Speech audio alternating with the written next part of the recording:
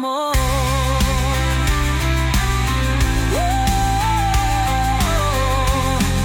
Abraza con amor.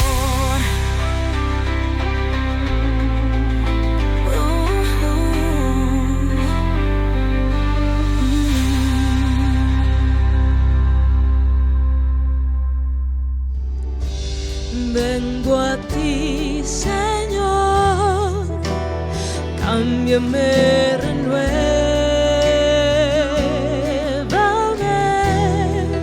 por la gracia que encontré en ti.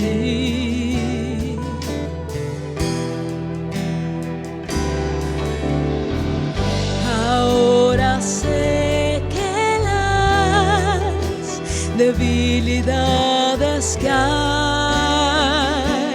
en mí se desvanecerán por el poder de tu amor.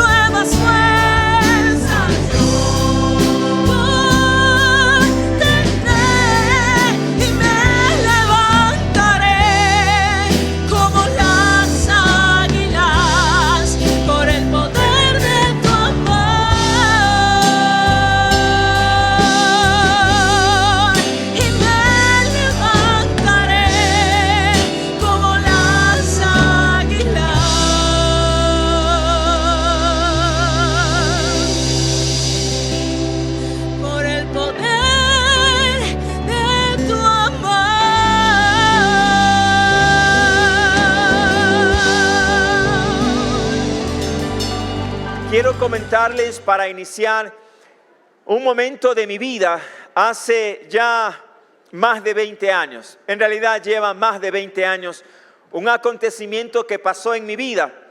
Tenía aproximadamente unos 19, 20 años. Tenía 20 años en realidad. Y yo recuerdo que hubo una época en mi vida que tal vez usted también la ha pasado, en la que usted necesita un abrazo. No sé si le ha pasado aquello. Oiga, pero no cualquier abrazo, no cualquier abrazo. Yo recuerdo que en esa época, cuando tenía 20 años, yo necesitaba un abrazo, pero no necesitaba el abrazo de una persona de carne y hueso. Yo recuerdo que estaba siempre allá en la iglesia donde yo servía en esa época, y yo recuerdo que había un altar, había un espacio al frente, y yo me veo allí cuando tenía pues esa edad y era muy temprano en la mañana. Yo llegaba a la iglesia porque el pastor tenía esa confianza en mí que me daba las llaves de la iglesia, y yo iba allá al templo, abría la iglesia, me entraba y yo pasaba toda la mañana allí en el templo. Y yo tenía en mi corazón un anhelo y un deseo. El deseo que yo quería era que el Señor me dé consuelo, que el Señor me abrace, que el Señor me tome. Y yo me veo en esos momentos diciéndole al Señor: necesito un abrazo, pero necesito un abrazo tuyo, necesito que tú vengas, necesito que tú desciendas y necesito que tú me abraces. Oiga, y esa era mi oración de todos los días. Era mi oración allí en el altar, diciéndole al Señor: abrázame en este día, porque necesito de tus fuerzas, necesito realmente de ti, necesito dirección divina, necesito que seas tú consolando mi corazón. Así es que me recordé de eso en estos días. Así es que el Señor pone en mi corazón que en el día de hoy hable acerca del consuelo de Jehová. Porque tal vez aquí en esta mañana también hay jóvenes. Tal vez en esta mañana hay una persona de la tercera edad que está llegando al ocaso de su vida y dice: yo necesito el consuelo de Jehová. Me parece que todo lo que yo hago no funciona. Me parece que todo lo que yo he hecho pues no tiene ningún resultado. Mis hijos no están en el camino de Dios. El trabajo que yo hago es un trabajo que no resulta. Yo busco al Señor, yo me entrego delante de Él, me arrodillo, me postro delante del Señor y siento que no tengo ningún resultado. Y tal vez usted diga: pastor, si yo me siento en estos días como usted, necesito un abrazo, pero no necesito el abrazo de un esposo, no necesito el abrazo de una esposa, no necesito el abrazo de una persona, necesito que el Señor consuele mi corazón, consuele mi alma. Ahora, en esta mañana vamos a ver qué es lo que Dios hace para consolar nuestras almas. ¿Cómo es el consuelo de Jehová? Y déjeme decirle algo: el consuelo de Jehová no es sacarnos de los problemas. No es que el Señor nos vea a nosotros llorando en ese lugar y el Señor va a venir y va a decir: mira, hijo, he visto tus lágrimas, ahora te voy a sacar del desierto, te voy a sacar de ese lugar donde tú estás. El Señor no hace aquello. El Señor lo que hace es que nos acompaña. En medio de ese desierto, en medio de esa dificultad, en medio de ese desafío, en medio de esa soledad, lo que el Señor hace es que Él viene y nos anima, nos alienta. Eso es lo que Él hace. Y Él repite, o Él nos dice 3 palabras que están en Isaías capítulo 51. Y el primer consuelo de Jehová para su pueblo en Isaías capítulo 51 tiene que ver con algo que el Señor prepara. La palabra de Dios dice en Isaías capítulo 51, vamos a ir al versículo 3, mi querida María Fernanda, gracias. El versículo 3 allí en Isaías 51 dice: ciertamente. Me encanta la palabra ciertamente, porque esa palabra lo que dice es seguro. Esa palabra es segura. El Señor viene y dice: mi consuelo es seguro. Aunque tú no lo creas, aunque tú no lo sientas, pero déjame decirte que el consuelo es seguro. Aquello que tuviste que abandonar, aquellas cosas que tuviste que dejar, no se comparan con lo que yo estoy haciendo. Y Él se adelanta y Él dice: yo voy a convertir el desierto, lo voy a convertir en un paraíso. Oiga, ¿cómo son los paraísos de Dios? ¿Cómo es el paraíso del Señor? ¿Qué es estar en la presencia de Dios? Oiga, la palabra del Señor habla acerca de que hay un paraíso. Ese paraíso es la misma presencia de Dios. Cuando había ese ladrón que estaba muriendo allí al lado de Jesucristo, y este hombre viene y le confiesa y le dice: Señor, acuérdate de mí en tu reino. El Señor Jesús le dice: de cierto os digo que hoy estarás conmigo en el paraíso. ¿Y qué es el paraíso? El paraíso no es otra cosa sino la misma presencia de Dios, el poder estar delante del Señor, el poder estar delante de Él, porque cuando nosotros estamos delante de Dios, aseguramos que el Señor convierta nuestro desierto en un paraíso.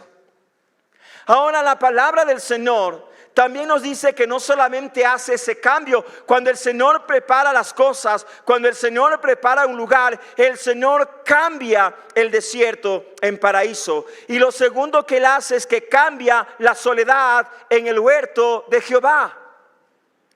Cambia la soledad en un huerto y su soledad en huerto de Jehová. El Señor cambia toda nuestra vida y el Señor comienza a convertir aquello en un huerto. Ahora, me encanta la palabra huerto porque debe de venirse a nuestra mente aquel momento cuando el Señor creó al ser humano.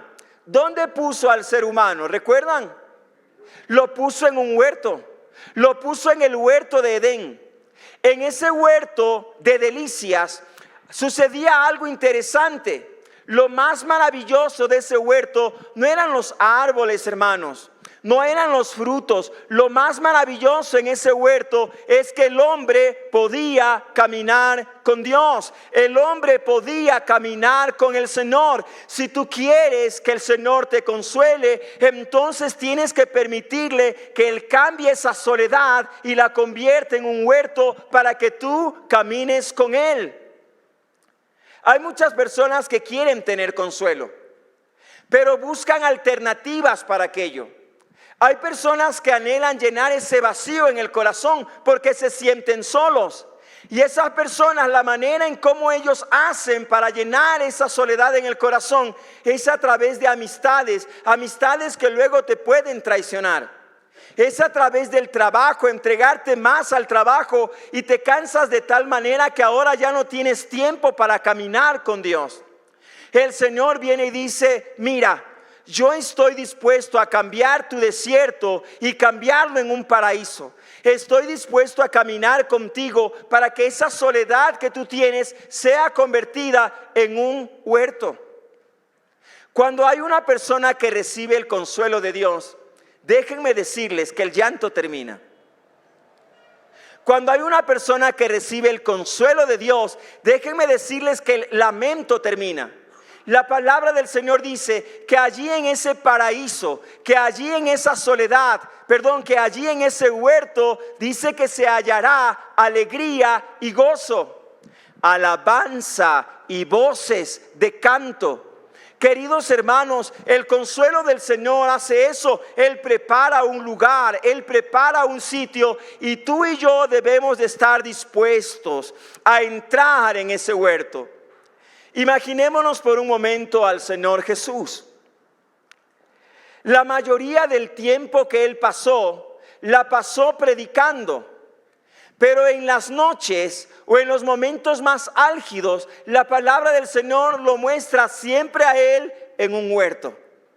La última noche, antes de ser entregado, Él estaba en el huerto de Getsemaní. ¿Y qué era lo que Él hacía en ese huerto de Getsemaní? Él oraba. Él oraba. Donde Él se transfiguró fue en un huerto.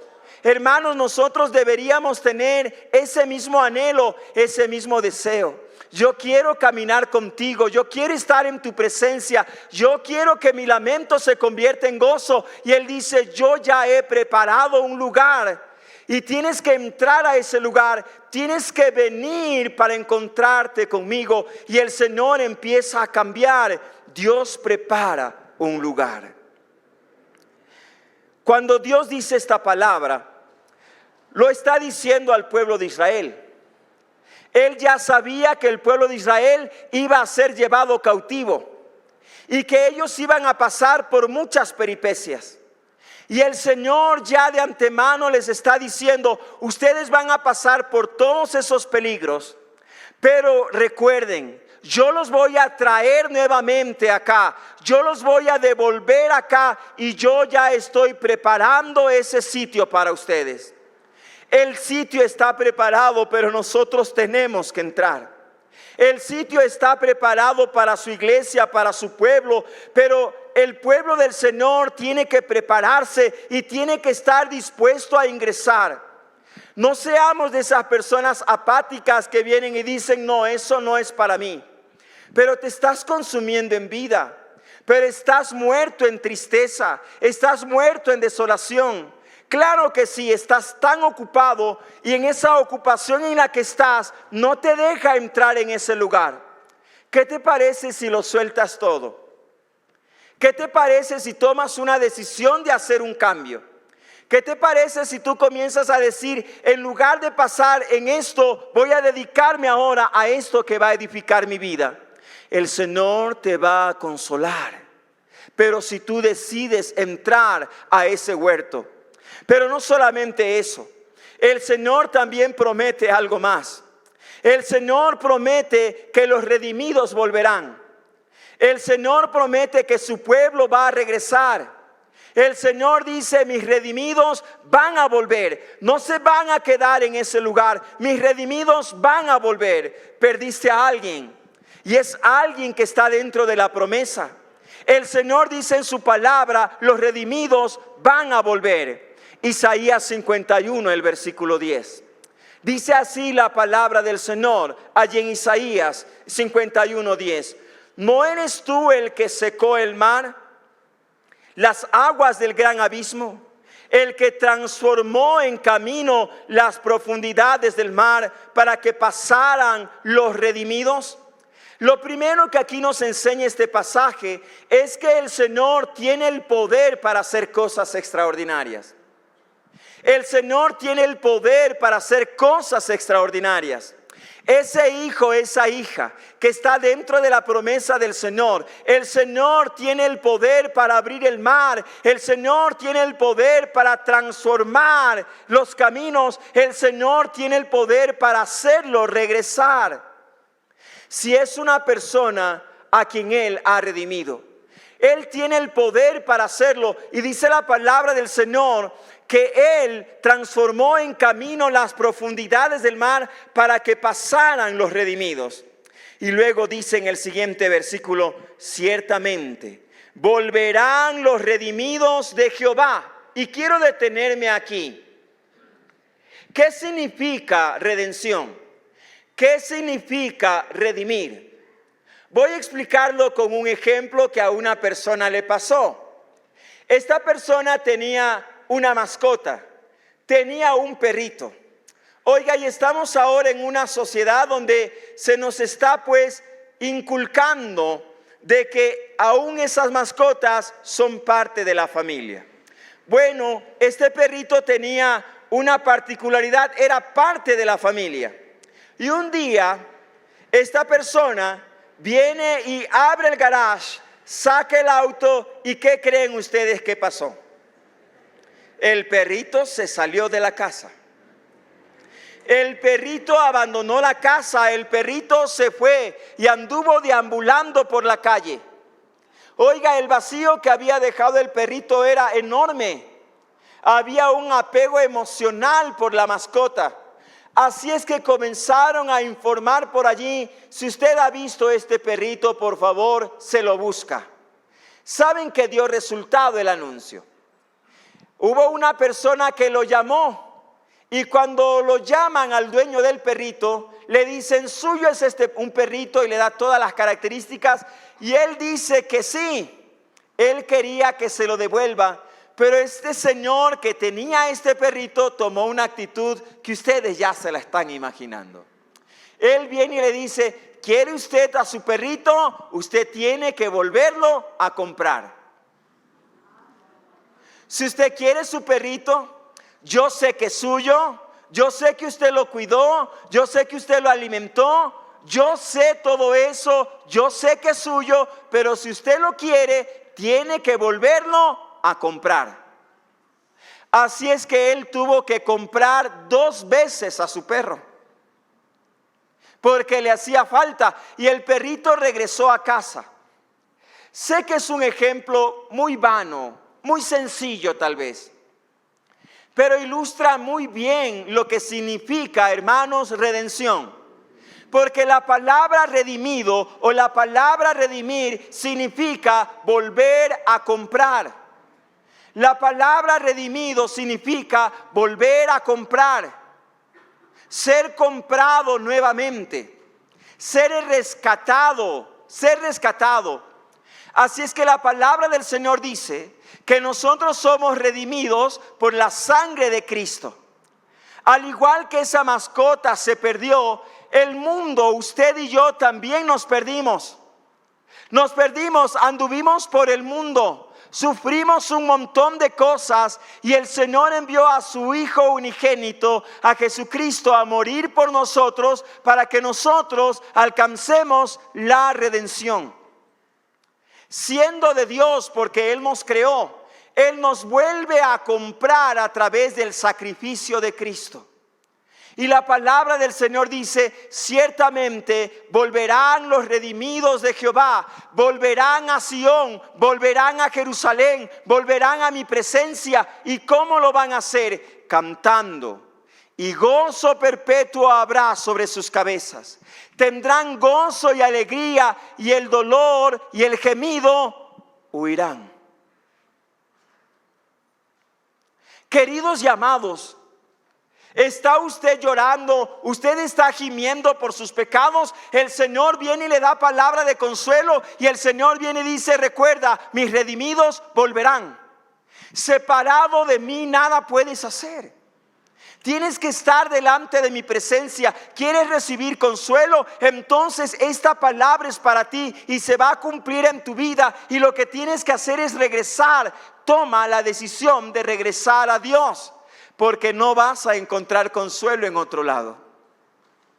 No vas a encontrar consuelo en otro lado. Los redimidos van a volver. El Señor lo prepara todo. El Señor lo hace todo, tan solamente para esperar a sus hijos, los cuales van a regresar. Y ya no va a haber más dolor y ya no va a haber más gemidos a causa del pecado. Ese es el consuelo del Señor. Los redimidos volverán.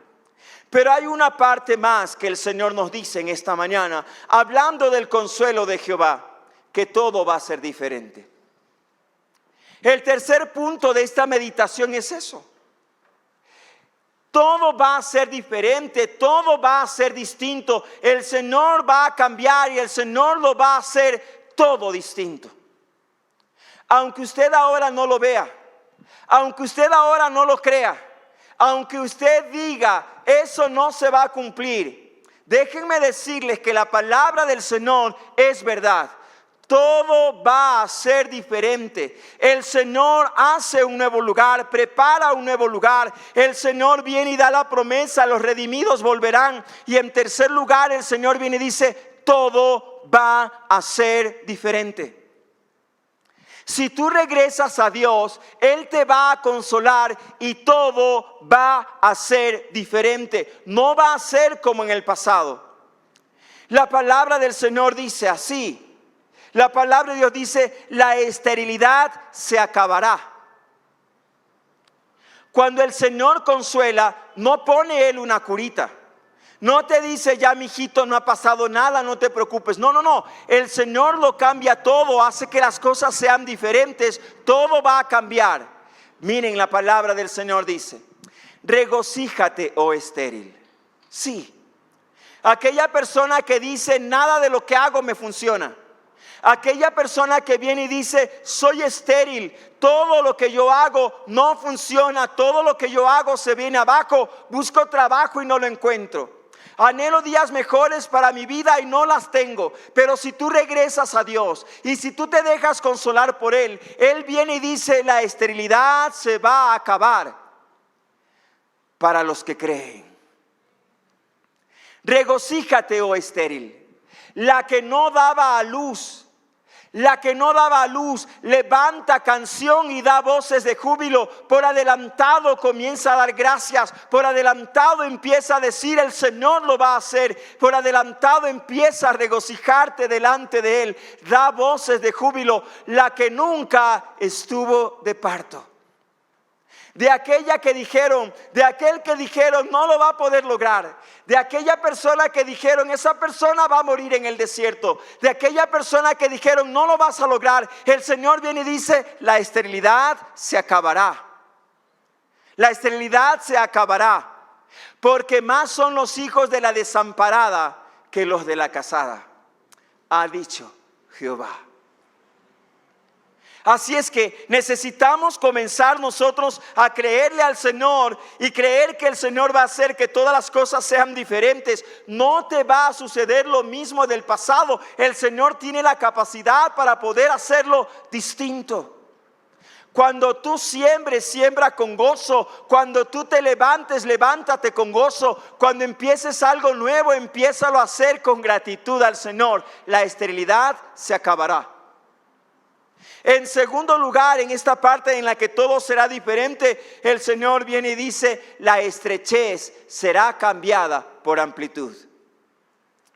¿Recuerdan ustedes? Y yo también lo recuerdo, cuando íbamos a ser padres por primera vez. ¿Recuerdan ustedes eso? Yo sí lo recuerdo.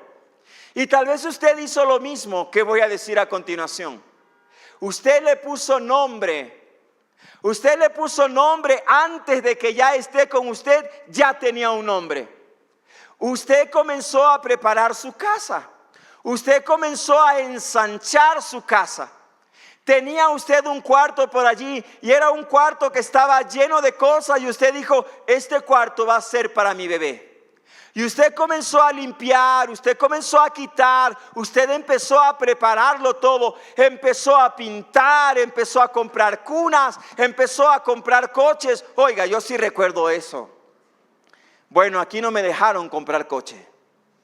Hubieron 2 personas de aquí de la iglesia que nos dijeron a nosotros: pastor, no se preocupe, yo le voy a regalar el coche.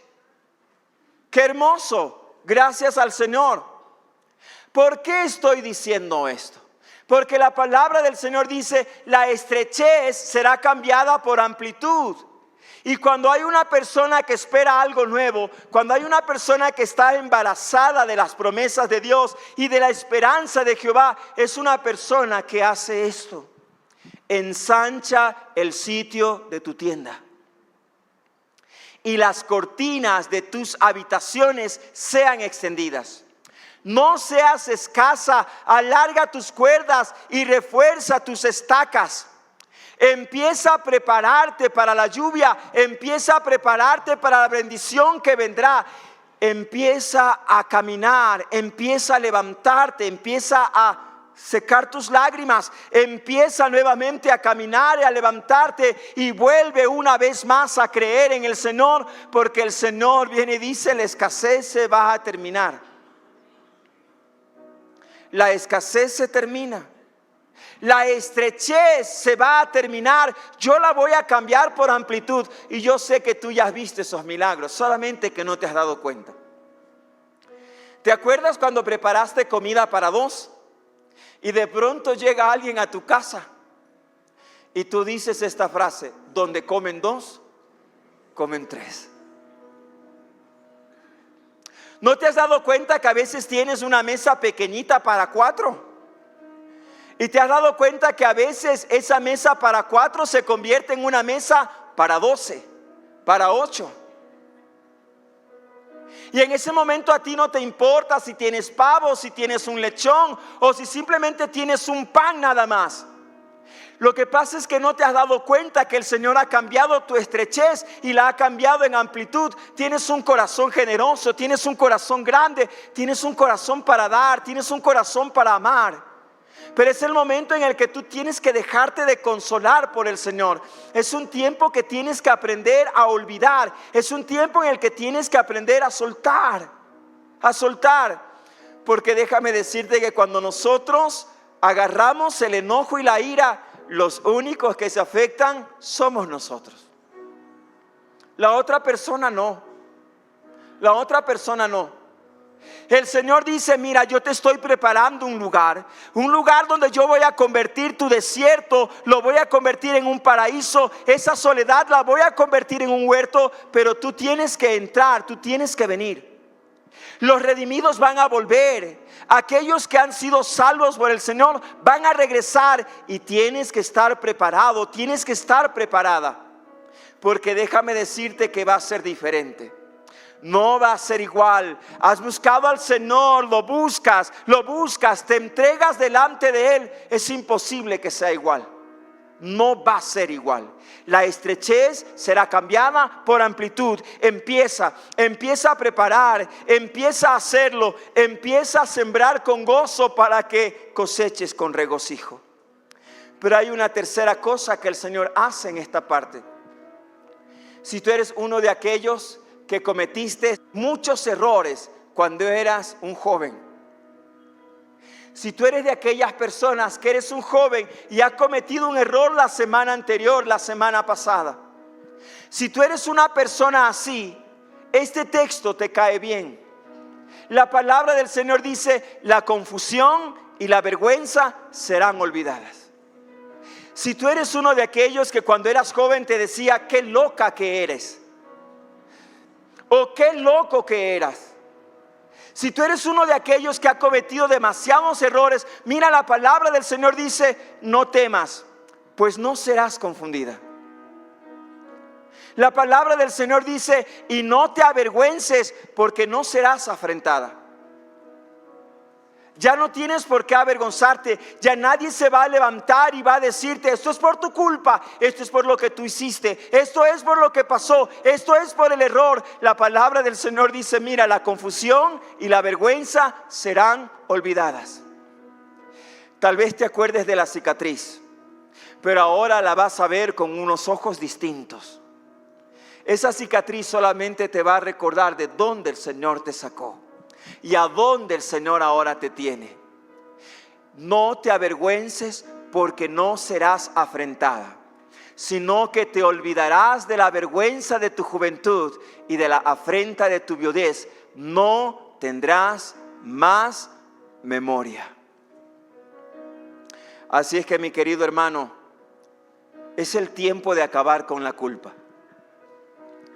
Es el tiempo de acabar con la culpa. Es que yo acabé con este matrimonio. Es que yo acabé con mis hijos. Es que yo acabé con esto. Es que yo fui el culpable. Es que yo hice tal cosa. La palabra del Señor dice que la confusión y la vergüenza serán olvidadas. Pero tienes que tomar la decisión. Déjate abrazar por el Señor. Déjate abrazar por el Señor. Saben que en ese tiempo, cuando yo les decía en un principio que requería un abrazo, era porque en mi corazón yo tenía un anhelo tan profundo de regresar a mi familia. Yo tenía un vacío tan profundo en mi corazón que yo anhelaba que mi corazón regrese a los míos y que el corazón de los míos regrese a mí. Saben que a veces nosotros anhelamos eso, pero saben que esas personas posiblemente nunca lo van a hacer. Entonces el único quien puede consolar nuestros corazones es nuestro Señor. Es aquel que hace todas las cosas nuevas. Y cuando Él hace todas las cosas nuevas, ya no hay más llanto, ya no hay más lágrima, ya no hay más dolor. Así es que hoy en esta mañana te tengo que decir, no sigas mendigando amor. Solamente anhela más de la presencia de Dios. Porque cuando Dios está contigo, déjame decirte que el Señor hará que ellos regresen solos.